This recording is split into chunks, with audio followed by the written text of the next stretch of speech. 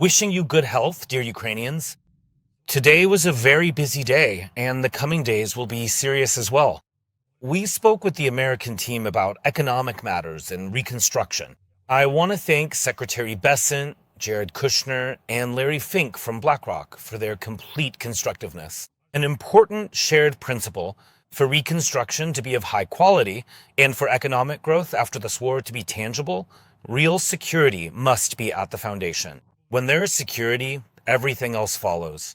20 Points to End the War is a fundamental document. We are working actively. The key steps, these must be workable steps. From this document, we are developing two more documents, at least two documents. And the first of them is about security, on security guarantees for Ukraine with the United States of America, and also about the economy, on reconstruction and joint investments. Today, we worked specifically on the economic document, and together with me on the Ukrainian side were Ukrainian officials, Prime Minister of Ukraine, Yulia Sviridenko, Deputy Prime Minister Kachka, Ministers Sibaga and Sobolev, and the First Deputy Minister of Foreign Affairs, Kislitsia.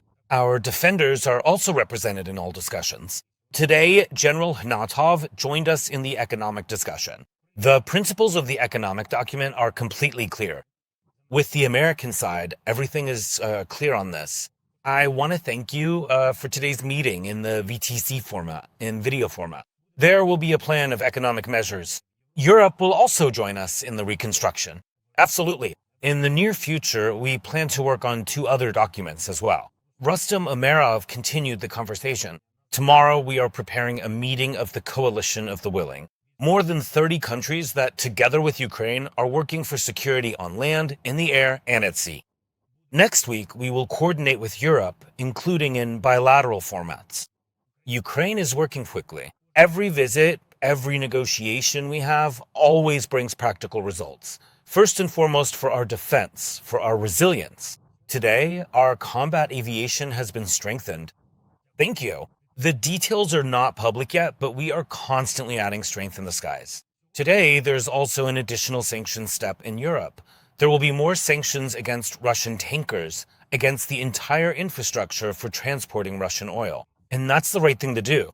In December, Ukraine will also present its own package of sanctions against the tanker fleet that is working for the war.